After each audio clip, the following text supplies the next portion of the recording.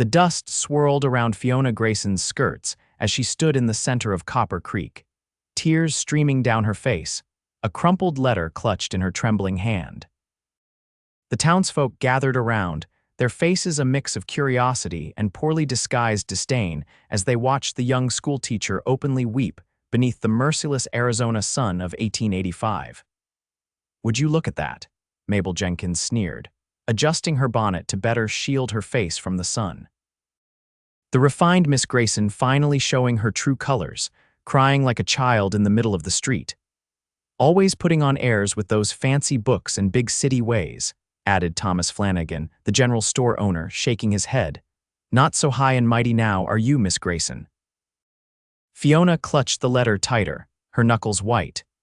The news of her father's passing had arrived that morning, and in her grief, she'd stumbled from the schoolhouse during lunch recess, barely making it to the main street before her composure shattered. Now she stood frozen, exposed in her sorrow, as the people of Copper Creek, the very same people who had welcomed her with suspicious eyes 6 months ago, circled like vultures. "Pathetic," someone muttered. "And she's supposed to be teaching our children." The laughter that followed cut through Fiona's grief, making her shoulders shake harder. She tried so hard to be strong, to prove herself worthy of the position she'd fought to obtain. A female teacher from Boston in a rough mining town wasn't exactly welcomed with open arms. Now, in one moment of weakness, everything she'd built seemed to crumble. "That's enough." The deep voice rolled across the crowd like distant thunder. The townspeople parted, revealing a tall figure approaching from the direction of the livery stable. Dust clung to his worn leather chaps, and the spurs on his boots jingled softly with each deliberate step. His face was partially shadowed by a wide-brimmed hat, but Fiona recognized him immediately. Declan Zachary, the reclusive rancher whose property bordered the northern edge of town. "Don't you all have better things to do than stand around watching someone grieve?" His voice was quiet but carried an authority that had the onlookers shuffling their feet. "Now, Declan," Mabel began, her tone sickly sweet, "we're just concerned for the children's welfare." "A teacher ought to have more composure. A teacher ought to be human," Declan cut her off. "And humans mourn." He moved to stand beside Fiona, his tall frame casting a shadow that provided a momentary respite from both the sun and the stairs. The crowd began to disperse, murmuring disapprovingly but unwilling to challenge Zachary directly. Most of the town depended on his ranch for work or trade in some way, and few were brave enough to cross him. When they were mostly alone, Declan turned to Fiona. Up close, she could see his face clearly, weather beaten and tanned, with startling blue eyes that studied her with unexpected gentleness. "Bad news?" he asked, nodding toward the letter still clutched in her hand. Fiona nodded, unable to speak through the tightness in her throat. "Let me take you somewhere quieter," he offered, not reaching for her but standing patient and solid. "This street's got more eyes than a potato sack." Despite herself, Fiona gave a small, hiccuping laugh at the strange expression. Declan's mouth quirked in response. "That's a start," he said. "You know what, Miss Grayson? You'll be laughing before sundown, I promise you that." She looked up at him in disbelief, the audacity of his statement almost offensive in the face of her grief, but something in his steady gaze made her nod slowly. "I should get back to the schoolhouse," she managed to say. "The children will survive an afternoon without their lessons," he finished. "Mrs. Harding was heading that way when I passed. She'll watch them." Fiona hesitated, then relented with a nod. Without another word, Declan led her away from the main street, away from the prying eyes and whispered judgments, toward the small creek that gave the town its name. The creek flowed gently, a miraculous ribbon of life in the otherwise harsh landscape. Declan guided her to a flat rock beneath the shade of a cottonwood tree.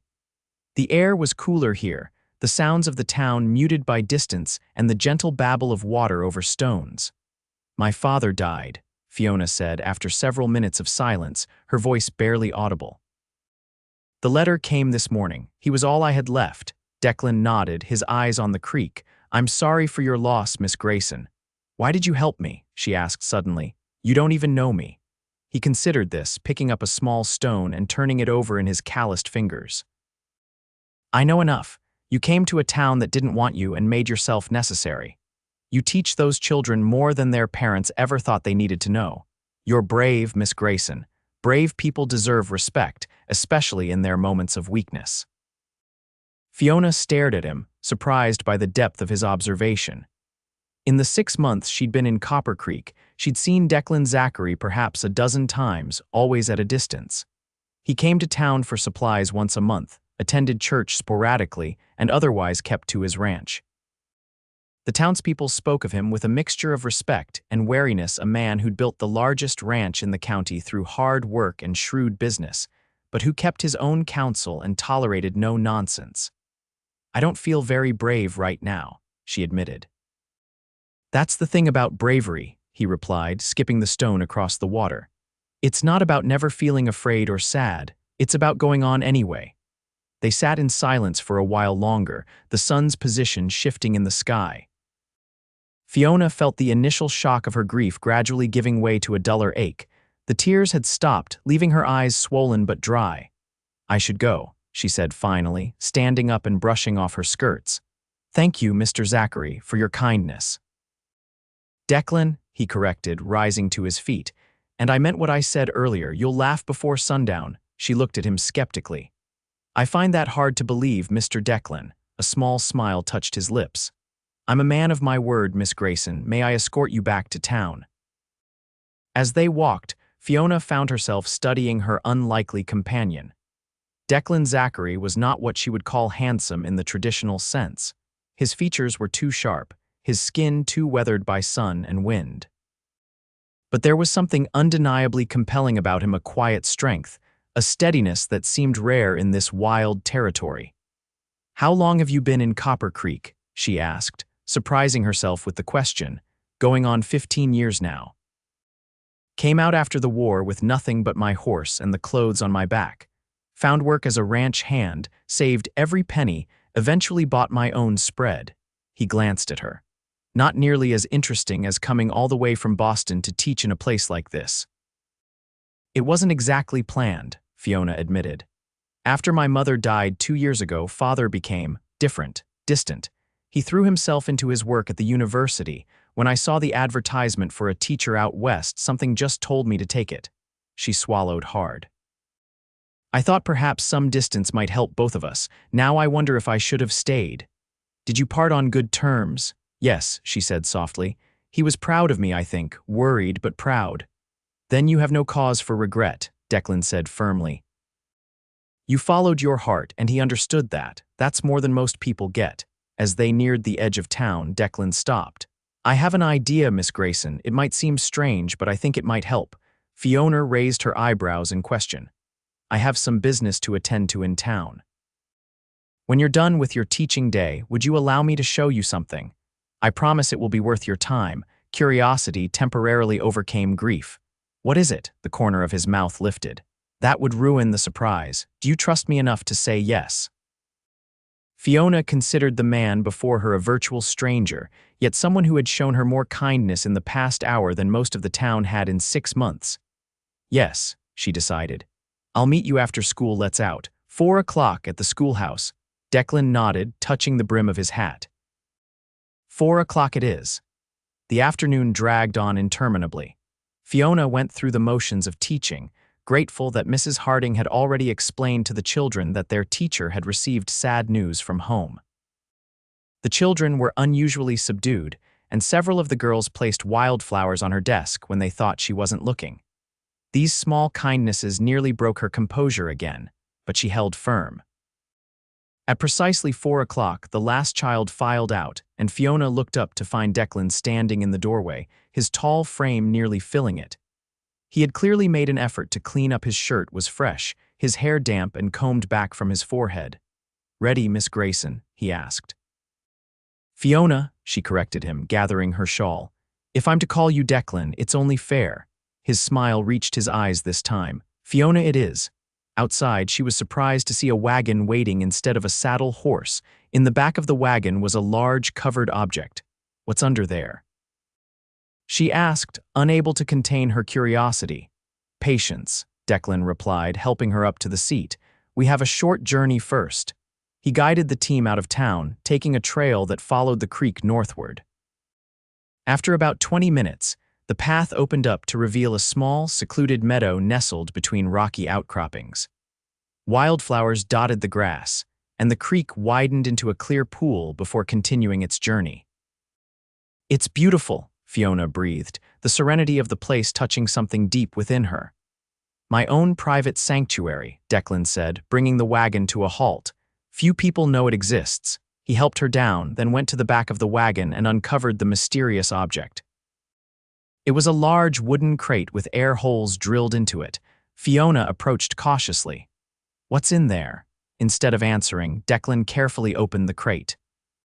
Inside, huddled together in a nest of straw, were 5 puppies, their eyes barely open, their small bodies wiggling with excitement at the sudden light and fresh air. Fiona gasped in delight. The puppies were a mix of colors, 1 black, 2 brown, 1 spotted, and 1 cream-colored ball of fluff. Their mother, a beautiful border collie, watched attentively from the wagon bed. "My best herding dog, Sadie, had these little ones 6 weeks ago," Declan explained, lifting the cream-colored puppy and holding it out to Fiona. "They're old enough to leave their mother now, I thought perhaps." Fiona accepted the squirming puppy, which immediately tried to lick her face. "You're giving me a puppy, if you'd like one. This little lady is the runt, but she's the smartest of the bunch. Reminds me of someone else who came to town and proved herself against the odds." The puppy nuzzled against Fiona's neck, its warm little body trusting and affectionate. Something inside her that had been clenched tight since receiving the letter began to loosen. "I've never had a dog before," she admitted. "My father was allergic." "She'll learn alongside you," Declan assured her, "and she'll give you something that's hard to find in Copper Creek: unconditional friendship." Fiona looked at the puppy, then at the man who had somehow understood exactly what she needed in her grief, not empty words of comfort, but a living reminder that life continues, that new beginnings exist even in the shadow of endings. And then, as the puppy started chewing on a strand of hair that had escaped her bun, making determined little growling sounds, Fiona began to laugh. It started small, a chuckle that grew until she was laughing fully, the sound echoing across the meadow as tears of a different kind streamed down her face. Declan watched her, a satisfied smile on his face. "What did I tell you?" he said softly, laughing before sundown. The sunset painted the sky in brilliant streaks of orange and pink as they sat by the creek, the puppies playing around them under Sadie's watchful eye. Fiona's new companion, whom she decided to name Hope, had fallen asleep in her lap, tiny paws twitching with puppy dreams. "Thank you," Fiona said, looking at Declan, "for keeping your promise." "Which one?" he asked, his eyes reflecting the sunset, making me laugh. "I didn't think it was possible today." Declan nodded, gazing out at the water. "Grief doesn't go away in a day or even a year. It becomes part of you like a scar, but it doesn't have to be all that you are. You speak from experience," Fiona observed quietly. "Yes." He was silent for a long moment. "I had a wife once and a daughter. Influenza took them both in the winter of '72. Fiona's heart ached for him. "I'm so sorry." "It was a long time ago," he said, though his voice suggested the wound was still there, beneath the surface. "But I learned that grief and joy can exist side by side. You don't dishonor the dead by continuing to live." In that moment, Fiona saw him clearly, not just the taciturn rancher the town knew, but a man who had faced unimaginable loss and chosen to go on, to build something meaningful from the ashes of his former life. "Is that why you keep to yourself?" she asked. "To protect yourself from more loss?" Declan considered her question, surprised by her insight. "Perhaps, or maybe I just never found anyone worth opening up to." His gaze held hers for a moment longer than was proper, and Fiona felt a warmth that had nothing to do with the setting sun. "It's getting late," she said, suddenly conscious of their isolation and the growing intimacy of their conversation. "I should get back." Declan nodded, rising to his feet and offering her his hand. "Of course, the town will be talking enough as it is." The journey back to Copper Creek was mostly silent, but it was a comfortable silence, filled with unspoken understanding. When they reached the small house that the town provided for its teacher, Declan helped her down from the wagon, then carefully handed her the sleeping puppy and a small sack of supplies, food, a blanket, and a tiny collar. "She'll need training," he said. "I could help if you'd like." Fiona smiled, holding Hope close. "I would like that very much." Their eyes met in the fading light, and something passed between them, a recognition, perhaps, of kindred spirits. Then Declan touched the brim of his hat in farewell and climbed back onto the wagon. "Good night, Fiona Grayson," he said. "I hope tomorrow brings you peace." As she watched him drive away, Fiona realized with surprise that her grief, while still present, had changed shape. It no longer consumed her entirely. In its place was a curious sense of possibility, and the warmth of a new friendship that promised to be much more. Over the following weeks, Fiona's life developed a new rhythm. Mornings were for teaching, afternoons for training Hope, who proved to be as intelligent and willful as Declan had suggested. And many evenings found Declan Zachary at her door, offering advice on puppy raising that invariably led to longer conversations on the porch. The townspeople noticed, of course. Whispers followed Fiona through the general store, the post office, the church. But something had changed in the wake of that day in the street, a newfound respect, perhaps, or simply the realization that their teacher was human after all. June gave way to July, and the summer heat settled over Copper Creek like a heavy blanket. With school dismissed for the season, Fiona found herself with time on her hands. She had begun to help Mrs. Harding at the small town library 2 days a week, and had also tentatively accepted an invitation from Declan to visit his ranch. The Double Z Ranch sprawled across the northern valley, a testament to 15 years of relentless work. The main house was modest but solid, surrounded by cottonwood trees that provided blessed shade. Outbuildings, corrals, and barns were arranged with practical efficiency, and everywhere Fiona looked, she saw evidence of careful planning and maintenance. "It's impressive," she told Declan as he showed her around. Hope, now nearly full-grown at 4 months, bounded ahead of them, clearly delighted to be back in open country. "You've built all this yourself, with help," he acknowledged, guiding her toward the stable. "I have good men working for me. Some have been here almost from the beginning." Inside the stable, cool and fragrant with hay, a dozen horses watched them with curious eyes. Declan led her to a stall where a beautiful Palomino mare stood with a gangly foal at her side. "She was born last month," Declan said, stroking the mare's neck. "I thought perhaps if you were interested you might like to learn to ride. She'll be ready for training in a year or so." Fiona looked at him in surprise. "You teach me?" "If you want to explore beyond the town limits, you'll need to ride," he said practically. "And this little lady will need a gentle hand." The foal approached Fiona cautiously, its soft muzzle velvety against her palm. "She's beautiful. Does she have a name?" "Not yet." "I thought you might want to name her since she'd be yours." Fiona stared at him. "Mine, Declan. I couldn't possibly consider it an investment in the future," he said, his eyes holding hers. "In our friendship." There was a weight to his words that suggested more than what was being said. Their friendship had grown deeper with each passing week, developing into something neither of them had named but both recognized. The proper thing would be to refuse such an extravagant gift, but the hope in Declan's eyes made her hesitate. "I'd like to call her Aurora," Fiona said instead, running her hand along the foal's golden neck. "For the dawn."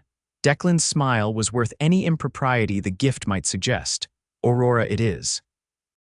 That evening, they shared a simple dinner on the porch, watching as the sun set behind the mountains and the first stars appeared. Declan's foreman, a grizzled man named Peterson, had discreetly made himself scarce after serving them, leaving them in a privacy that bordered on scandalous by town standards. "Will you tell me about your wife?" Fiona asked as they sipped coffee. The question had been on her mind for weeks, but she'd hesitated to bring up what was clearly a painful subject. Declan was quiet for so long that she feared she'd overstepped, but when he spoke, his voice was steady. "Her name was Alina. We met in St. Louis after the war. She was a schoolteacher like you, smart, determined to make a difference." He smiled faintly at the memory. "She agreed to come west with me despite having every comfort back east, said she wanted adventure." "She sounds brave," Fiona said softly. "She was. We had 5 good years together." Built the first part of the ranch had our daughter Margaret. His eyes grew distant. Maggie was 4 when the fever took them both. One week they were here, full of life, and the next. He trailed off, his hand tightening around the coffee cup. Fiona reached across the space between them and placed her hand over his. "Thank you for telling me about them." Declan turned his hand to clasp hers, the touch sending warmth up her arm. "It's been a long time since I've spoken of them to anyone. Do you still see their faces?" "When you close your eyes, yes," he admitted. "But it doesn't hurt the same way it used to. Now it's more like remembering a beautiful sunset. You know you can't hold on to it, but you're grateful to have witnessed it at all." He looked at her curiously. "What about you, your father?" Fiona nodded. "I dream about him sometimes. In the dreams, he's always in his study, surrounded by books, just as he was in life. I wish I could have said goodbye properly." "What would you have said to him?" Declan asked. She considered this. "That I love him. That I understand why he retreated into his work after Mother died. That I'm grateful for how he encouraged me to be independent, even when it took me far from him." She paused. "That I found something out here that I never expected." "And what's that?" Fiona met his gaze steadily. "A place where I belong." The air between them seemed to thicken with unspoken words. Declan's eyes dropped to their joined hands, then back to her face. Slowly, deliberately, he leaned forward. The kiss was gentle, questioning a first step across a threshold both had been approaching for weeks. When he pulled back, his expression was a mixture of hope and uncertainty. "I should take you back to town," he said, though his eyes suggested he wanted anything, but Fiona nodded reluctantly. "Yes, it's getting late." The ride back to Copper Creek was charged with a new awareness. Their conversation was sporadic, both lost in thought about what had happened and what might come next. Hope lay contentedly at Fiona's feet in the wagon, occasionally lifting her head to sniff the night air.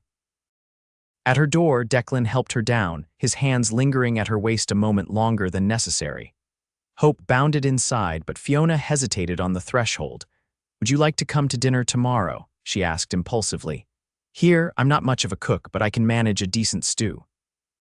Declan smiled, his face softened in the lamplight spilling from her open door. "I'd like that very much." Their courtship progressed with the steady, unhurried pace that characterized everything Declan did. Through the heat of August and into the golden days of September, they built a relationship founded on mutual respect and growing affection. Dinners became a regular occurrence, either at Fiona's small house or at the ranch. They rode together on Sundays after church, Fiona gradually gaining confidence on a gentle mare Declan provided, while Aurora grew stronger in the paddock.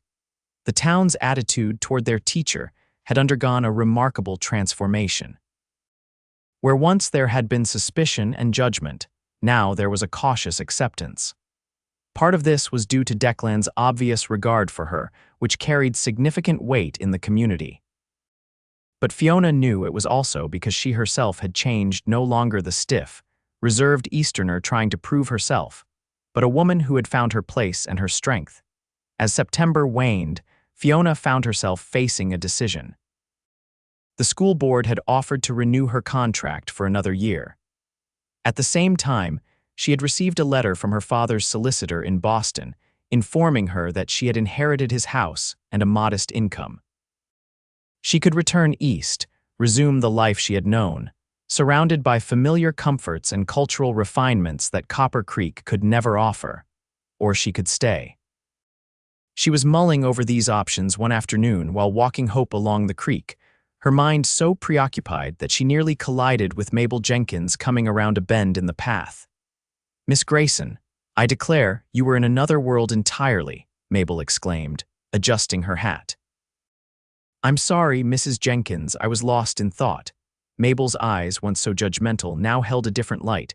"Thinking about a certain rancher, perhaps?" she asked with a knowing smile. Fiona felt her cheeks warm. "Among other things," she admitted. "Well, he's a good man, Declan Zachary. Keeps to himself too much for my taste, but he's fair and honest." Mabel hesitated, then added more softly, "We weren't very fair to you when you first came, were we?" The unexpected acknowledgement caught Fiona by surprise. "I think we were all adjusting to each other," she said diplomatically. Mabel shook her head. "No need to sugarcoat it. We were downright mean, especially that day you got the news about your pa." She looked genuinely remorseful. "I want you to know most of us are ashamed of that now. You've proven yourself a fine teacher and a good woman. Copper Creek is better for having you here." Touched by the older woman's candor, Fiona smiled. "Thank you, Mrs. Jenkins. That means a great deal to me." As Mabel continued on her way, Fiona stood still, struck by how significant the exchange had been. Acceptance, even from someone like Mabel Jenkins, who had been among her harshest critics, was no small thing. That evening, when Declan came for dinner, she told him about her encounter and the decision weighing on her mind. "So you could go back to Boston," he said, his voice carefully neutral as they sat on her small porch watching the sunset. "Back to civilization, or I could stay here," she countered. "Sign the new contract." Declan was silent for a long moment, his profile sharp against the darkening sky. "What do you want, Fiona?" "I want." She hesitated, gathering her courage. "I want more than just another year of teaching. I want a future here, a life." He turned to face her fully, hope kindling in his eyes. "With me?" "Yes," she said simply. "With you." In one fluid motion, Declan was kneeling before her, taking her hands in his. "I've been carrying this for 2 weeks, waiting for the right moment," he said, producing a small velvet box from his pocket. Opening it revealed a delicate gold ring with a single pearl.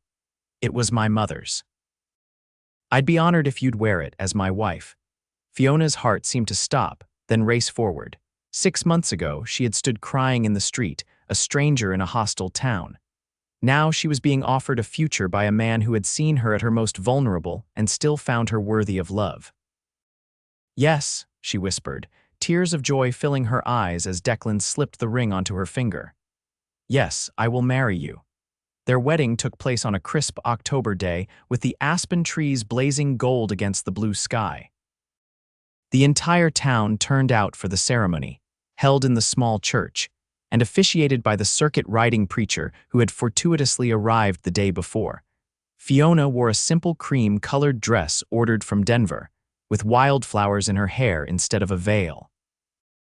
Declan, almost unrecognizable in a new suit, waited for her at the altar with an expression of such naked adoration that several of the town's more romantic ladies were seen dabbing their eyes before the ceremony even began. Hope, wearing a special collar decorated with ribbons, served as an unconventional ring bearer, carrying a small pouch containing the rings to the front of the church with dignified importance.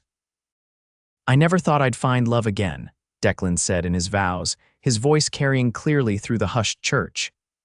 "I built walls to protect what was left of my heart, but you, Fiona Grayson, you slipped through every defense without even trying. You brought laughter back into my life, and for that alone, I would love you. But you've given me so much more: your strength, your kindness, your unwavering spirit. I promise to spend the rest of my days trying to be worthy of the gift you've given me." Fiona, tears flowing freely now, spoke her own vows. "On the worst day of my life, you promised me I would laugh before sundown. It seemed impossible then, but you kept that promise. And in doing so, you taught me that joy can coexist with sorrow, that new beginnings can emerge from endings. I promise to stand beside you through whatever life brings, to be your partner, your friend, and your wife, to fill our home with laughter even on the darkest days." When the preacher pronounced them husband and wife, the cheer that went up from the congregation nearly lifted the roof of the little church. Hope barked enthusiastically, adding to the celebration as Declan and Fiona walked back down the aisle, hand in hand.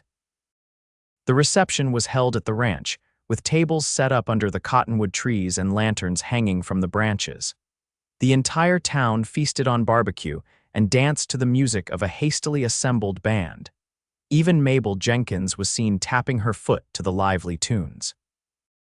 As dusk fell, Fiona found herself momentarily alone, watching her husband, talking with some of his ranch hands across the yard.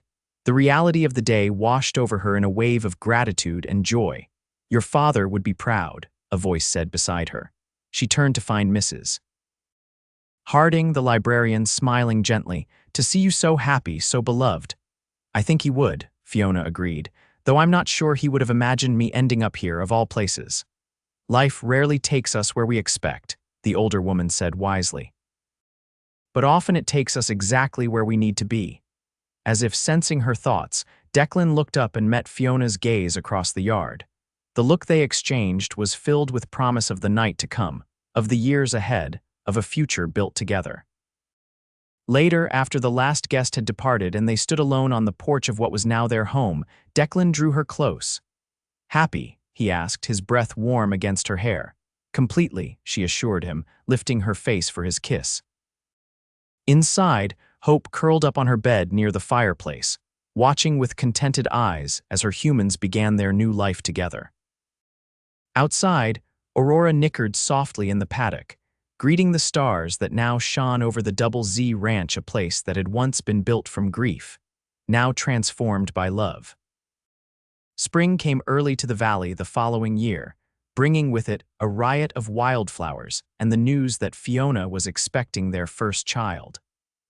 Declan's joy was tempered with a faint shadow of fear, memories of Alina and the child they had lost, making him overprotective and anxious.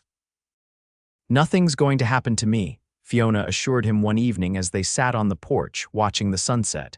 Her hand rested on the small swell of her stomach, just beginning to show beneath her dress. "Or to our baby." "You can't promise that," Declan said quietly, his hand covering hers. "No one can." "No," she agreed, "but we can't live in fear of what might happen. Remember what you told me. Grief and joy can exist side by side." He smiled faintly at having his own words turned back on him.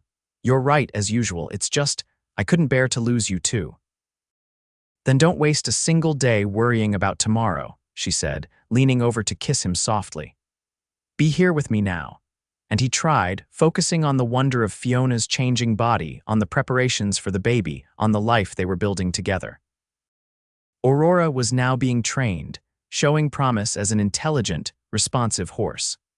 Hope had matured into a fine working dog, helping Declan with the cattle and sheep that formed the backbone of the ranch's prosperity.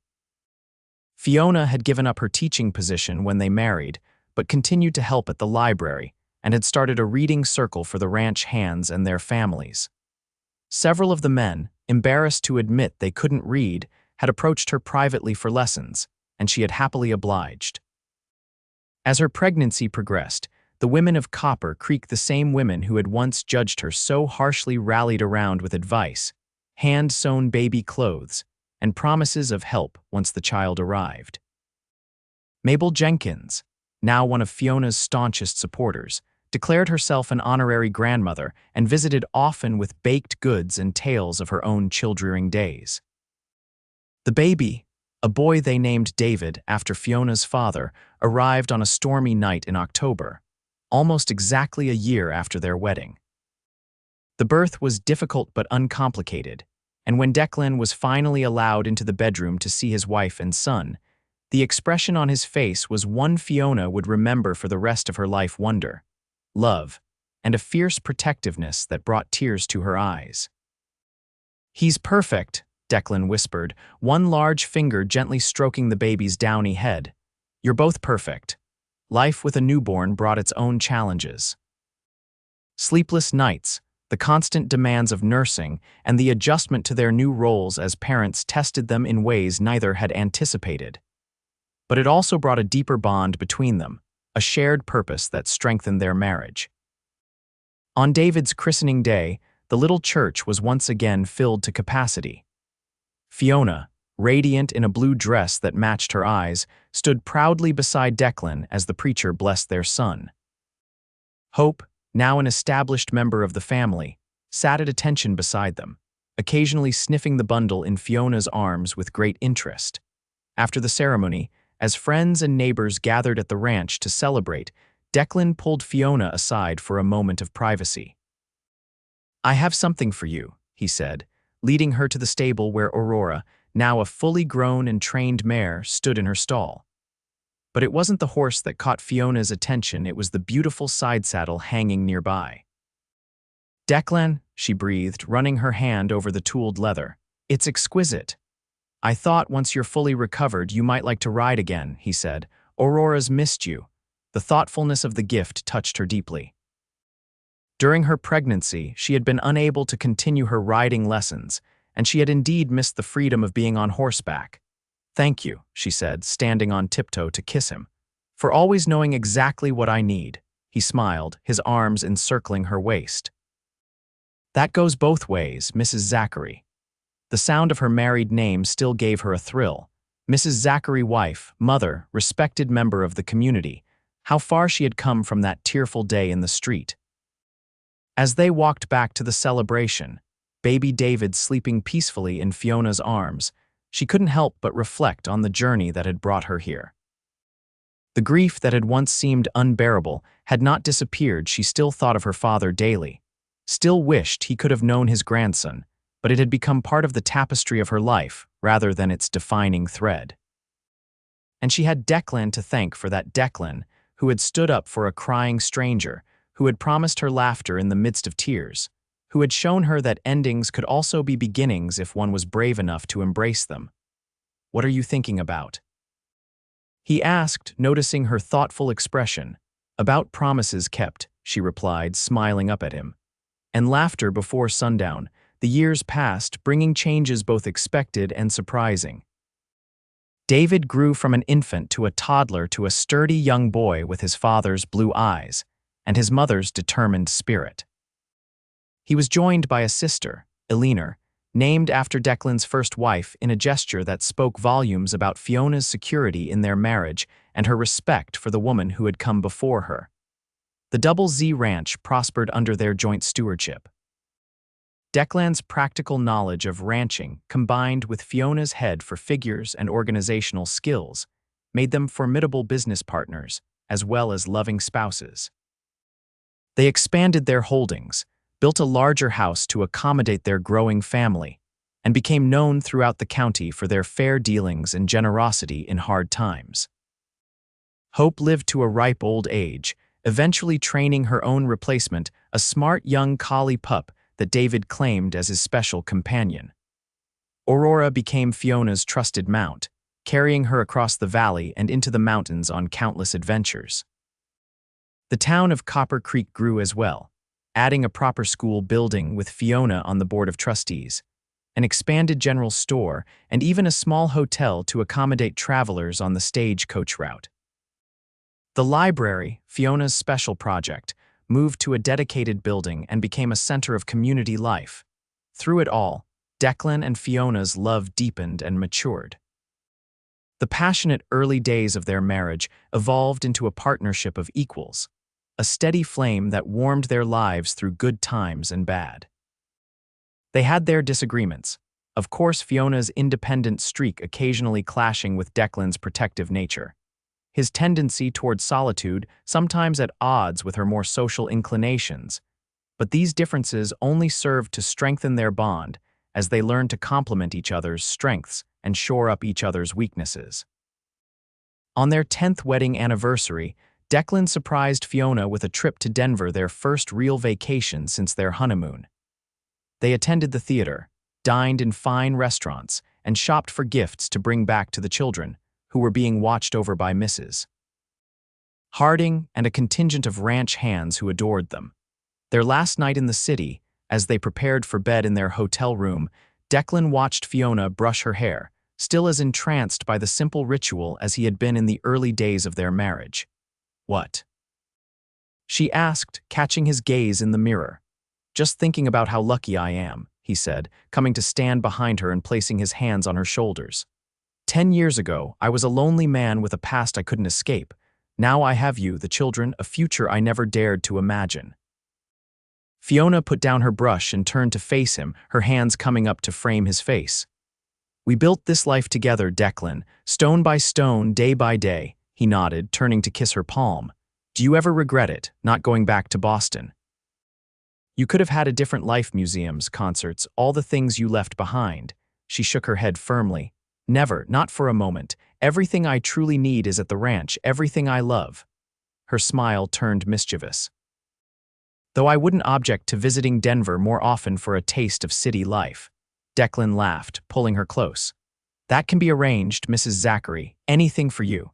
When they returned home, the children ran to meet them, full of stories about their adventures with Mrs. Harding and the ranch hands. David, now 9 and serious beyond his years, solemnly reported that he had helped with the calves just as his father would have. Eleanor, 6 and irrepressible, danced around them in excitement, her braids flying as she described the kittens that had been born in the barn during their absence. Watching them, Fiona felt a surge of gratitude so intense it brought tears to her eyes. This was her life, not the one she had planned, but infinitely better than anything she could have imagined on that long-ago day when she'd stepped off the stagecoach in Copper Creek, a stranger in a strange land. "Welcome home," Declan said softly, his arm around her waist as they watched their children race back to the house, eager to see what treasures their parents had brought from the city. "Home," Fiona echoed, leaning into his embrace, the best word in the English language. That night, after the children were asleep and the house was quiet, they sat on the porch as they had countless times before, watching the stars emerge in the vast western sky. Hope's successor, a dog they had named Faith, lay at their feet, occasionally thumping her tail against the wooden boards. "I've been thinking," Declan said after a comfortable silence, "about expanding the house again, adding a proper library for you, maybe a study for me. Are you planning on giving me more children to fill these new rooms?" Fiona teased, though at 35 she suspected their family was complete. "I was thinking more about the future," he admitted. "David will need space when he's older to learn the business side of ranching. And Eleanor should have a proper place to practice her piano instead of that cramped corner of the parlor." Fiona nodded, touched by his thoughtfulness and his long-term vision for their family. "I like that idea. And perhaps a larger dining room for when the children bring home spouses someday." "Getting ahead of yourself, aren't you? David's only 9. "Time moves quickly," she reminded him.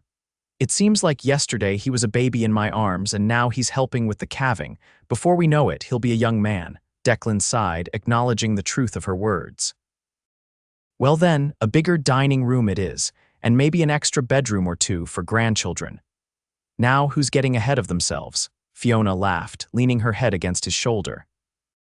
They fell silent again, content in each other's company and the knowledge of a future stretching before them, full of possibilities. The ranch spread around them, peaceful in the moonlight, the corrals, the barns, the bunkhouse where the hands were probably playing cards or telling tall tales, the paddocks where the horses dozed under the stars. "Do you remember," Fiona said suddenly, "what you said to me that day in town? When everyone was staring and whispering, that you'd laugh before sundown," Declan recalled, his arm tightening around her. Yes, such a simple promise, but it changed everything.